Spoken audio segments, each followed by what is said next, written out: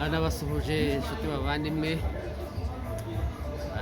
aho muherereye hirya no hino ku isi, ndabasuhuje cyane, ndabakomeje. Imana nizere ikomeje kubaha ubuzima bwiza, kandi ndabasengera ngo mukomeze kugira ubuzima bwiza. Ejo nakoze ikiganiro ariko nabonye abantu bagikunze cyane, nabonye mu bihugu bitandukanye. Iyo ukoze subscribe nabibona, barabinyereka igihugu urimo. Hari abo nabonye i Burayi, cyane cyane mu Bubiligi, mu Bufaransa, muri Amerika nabonye ari nka batatu, no muri Australia ni nka babiri, ariko cyane cyane muri Afurika niho hari benshi. Mu Rwanda, Burundi, Uganda, Kenya bake, mbese sinzi bitewe n'ururimi ngira ngo. Nagira ngo rero mbasuhuze cyane, mbashimira kandi mbasaba ngo mukomeze mukore subscribe, muneze imbere. Uyu munsi ni kuwa gatanu, tariki 5 z'ukwa karindwi 2024.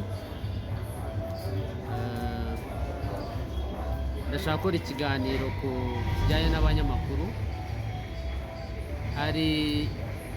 Ndahera kuri Agnes Uwimana-Nkusi. Agnes ni umuyobozi w'ikinyamakuru Umurabyo.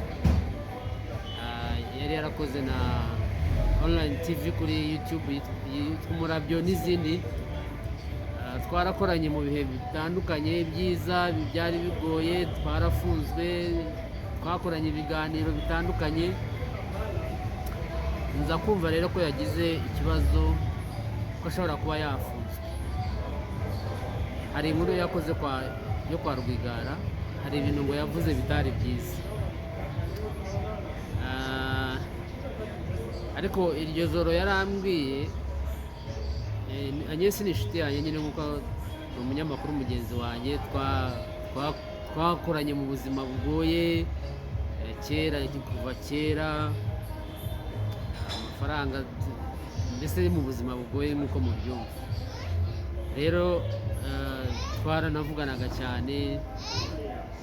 Ejo bundi rero aza gukora ikiganiro ku muryango wa Rwigara. Aranyandikira hari nijoro, arambwira ati banza bagiye kongera kumfunga, ko Agnes yarafunzwe inshuro nyinshi. Ngira ngo bwa mbere barafunzwe umwaka umwe n'igice, bari umwaka umwe. Bwa kabiri ngira ngo yafunzwe imyaka 4 cyangwa 5 aho ngaho nanone. Urumva rero gereza arayizi cyane.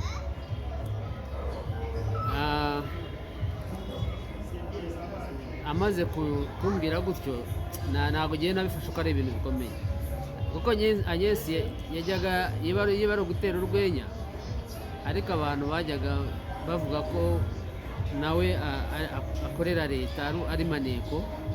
Rimwe na rimwe nawe akavuga ngo hari abajya ahurira nawe bagiye gutanga amakuru. Nyine twe tukisekera, tuzi ko ari rwa rwenya rwa Agnes, ko akunda kuvuga cyane buriya. Ariko umuntu aza kumbwira ati ashobora kuba ari muri RIB, kubera ko telefoni ye narayihamagaraga ntiyitabe, nkamwandikira kuri WhatsApp ntasubize.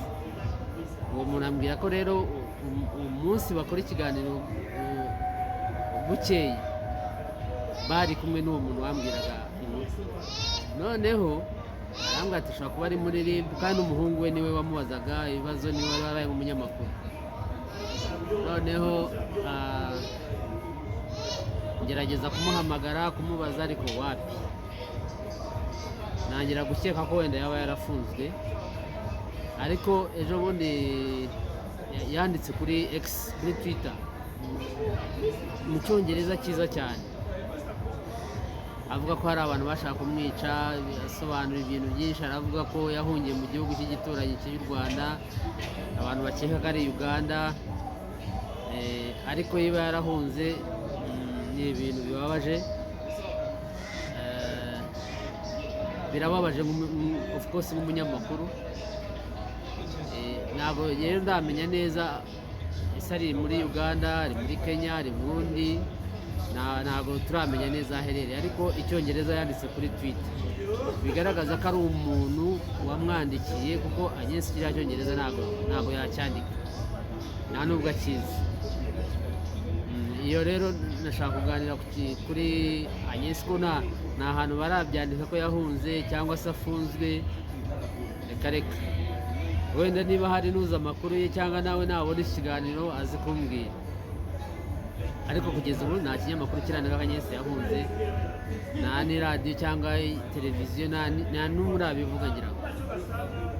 Ariko bitewe n'ukuntu yanditse avuga ko yahungiye mu gihugu cy'igituranyi, nkeka ko yahunze, ariko abantu bamwe bari bazi wenda ko ari muri RIB, ari ikoresha na telefoni ye, ariko bitewe na Twitter yanditse yarahunze, ariko igihugu yahungiyemo nicyo atavuze, ariko yavuze ko ari igihugu cy'igituranyi cy'u Rwanda, dukeka ko ari Uganda rero. Undi munyamakuru wenda nashaka kuvugaho, ntabwo nabonye umwanya wo kubivugaho, mushiki wanjye John Williams nawe twarakoranye igihe kirekire, twarakoranye, namwigiyeho ibintu byinshi. Williams yari umuhanga pe, namwigiyeho ibintu byinshi, ariko amaze gupfa narababaye. Urupfu rwa William rwarambabaje cyane. Ntabwo nari ndi mu Rwanda ngo njye kumushyingura, ariko nyine Imana imuheruka kwishyura Williams, twamwigiyeho byinshi.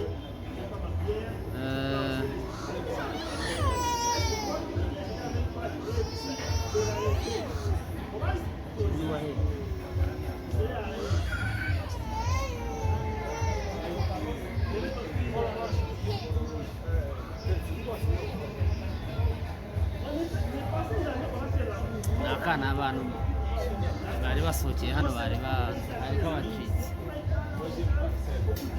Nababwira kuri William rero, Williams twarabanye, twarakoranye. Ndibuka hari inkuru twigeze gukora basenya Nyabisindu, nari kumwe na Williams, ndi kumwe na Theo w'Umubavu.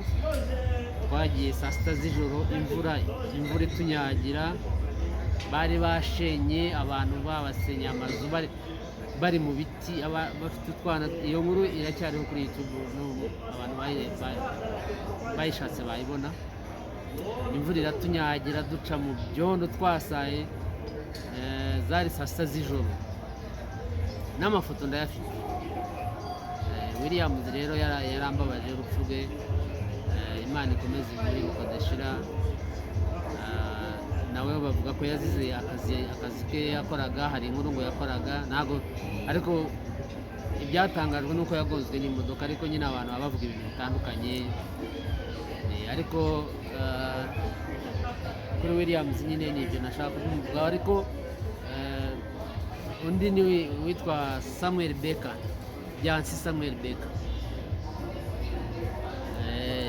ari mu byitwa Rwanda Classified, nawe ngo yarahunze. Ni abanyamakuru be i Burayi bishyize hamwe mu bihugu bitandukanye, abanyamakuru ndetse na Perezida Kagame yakoze ikiganiro ejo bundi kuri televiziyo Rwanda, abivugaho, avuga ko abo ngabo mbese ni nko kuvuga ngo barirushya, barikoze ubusa. Samuel rero Byansi nawe ari muri abo banyamakuru bandika inkuru ku Rwanda, bavuga cyane ku nkuru ngo Williams yazize. Ariko Samuel Byansi nawe twarakoranye, twarabanye hariya kuri ARG ku ishyirahamwe ry'abanyamakuru. Hari inkuru ngo yacukumburaga iza kumuteza, ahungiraho i Bugande, aza kugaruka. Ariko mu kugaruka noneho ubanza hari umuntu wari wamufashe ukuboko, kuko ubuzima bwe bwarahindutse. Twabonye bamuha akazi, niba ari kuri Royal FM, bamuha akazi ko kwigisha ngo muri kaminuza ya East Africa, abona amafaranga, imodoka yitwara BMW, imodoka nziza cyane rwose, ubona ko Sam aryoshye. Ariko ukuntu yaje rero kujya muri ibyo ngibyo nyine, nibyo abantu benshi byabatangaje ko nawe bamuvuga ko akorera leta, ko bamuhaye amafaranga. Wabonaga nyine aryoshye, ameze neza, yitwara mu modoka nziza, akora, afite akazi keza, ubona yarahindutse nyine, ubona ko abantu batangira kuvuga ko nawe ashobora kuba akorera leta. Ariko nyine twagiye kumva twumva ari mu banyamakuru bishyize hamwe mu bihugu bitandukanye bandika ku Rwanda kandi inkuru zitari nziza. Ni ibyo ngibyo Samuel namuvugaho nawe. Undi ni Theo Umubavu, nawe twarabanye igihe kinini, twarakoranye. Nababwiye ko n'ugiye basenyaga Nyabisindu twajyanye na Williams na Theo Umubavu. Ariko noneho Theo we niba nyine na leta yakajya ibanza ikareba ko gufunga nkeka ko atari wo muti w'ibibazo, kuko hari igihe ureba umuntu ukabona wenda nka Theo yari afite urugo, umugore, abana, nta kandi kazi ni mu itangazamakuru, kandi itangazamakuru na advertise iboneka, amafaranga kugira ngo ubone amafaranga bigoye. Rimwe na rimwe rero hari igihe umuntu akora ikintu ari ukugira ngo abone uko aramuka. Wenda leta akajya ibanza ikareba n'abo bantu, akabaho kubaganiriza, njye niko mbikeka, wenda bakabona no kubafasha. Ariko Theo twaraganiriye inshuro nyinshi, mbona bamugira amajanja. Hari igihe bamufashe ngo arimo atanga yiba ari amafaranga. Ndavuga ariko rero Theo, ushatse wakwitonda, tangira ugende buhoro, uko aho bigeze ko mbibona baraza kugufunga. Arambwira ngo nibamfunga bazapfunga, cyangwa ngo nipfa ngo bo ntabwo bazapfa. Urumva rero ko umuntu aba yageze ku rwego rwo asa nkaho yayihebye. Ariko ari mageragere disi, abashoboye kugerayo mujye mumusura. Ari mageragere na Cyuma we ntabwo twakoranye cyane, namubonye aza kuri televiziyo y'Agakire Ishema, ubwo nari mubonye bwa mbere. Ni ahantu henshi twigeze duhurira Cyuma, twabonanye ngira ngo inshuro ebyiri wenda. Ntabwo tuziranye cyane na Cyuma.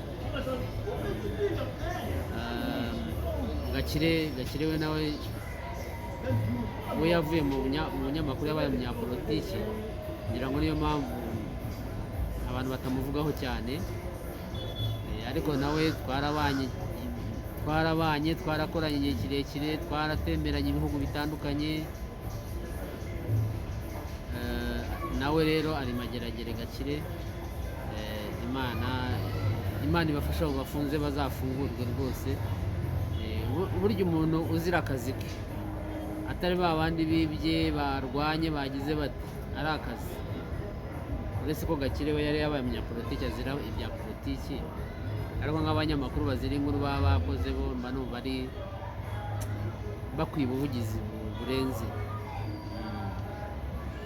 Rero nashaka kuvuga ku banyamakuru, cyane cyane kuri Agnes, kuri Williams, kuri Byansi. Harundira ndumva nta wundi.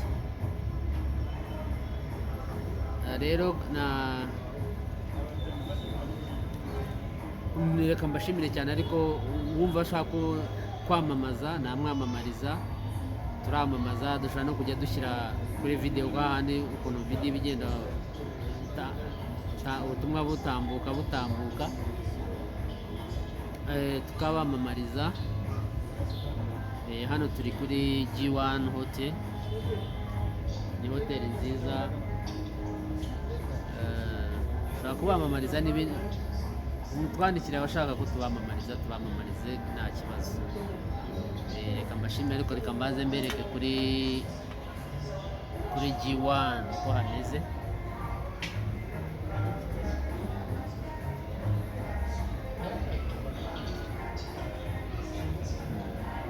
Hariya imbere.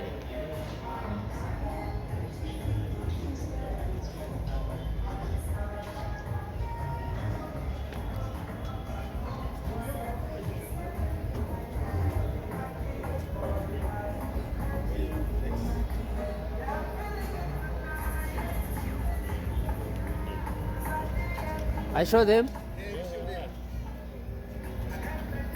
How are you, sir? Man, how are you? You are most welcome. Yeah, what is this? We have barbecue. Mm-hmm. This is goat meat. This is roasted chicken. Yes. We sell it at 25,000 with this roasted matoke, with the roasted Irish potatoes. Yes. Then we give you special salad with the mayonnaise dressing aside, or barbecue sauce aside. Then on Saturday we always have the same. On Saturday we always have the same. Yes. With a bottle of beer of your choice. Yeah. So we call upon all our clients to come and support us. Yes. We have nice meals, delicious. Also we do buffets. We do breakfast buffet. We do continental. We do a la carte You orders. said this is how much? This is 25,000 with the roasted matoke and the roasted jacket potatoes. They are in the oven, they are roasting. So we are going to bring them and we lay them here as a buffet. So this is how it looks like. Very appetizing, very delicious, Yes. golden brown. Yes. And the chicken also is very appetizing, as you can see it. It is never got anywhere apart from G1, sir. Yes. Thank you for your support, our clients. Yes. Thank you for loving G1.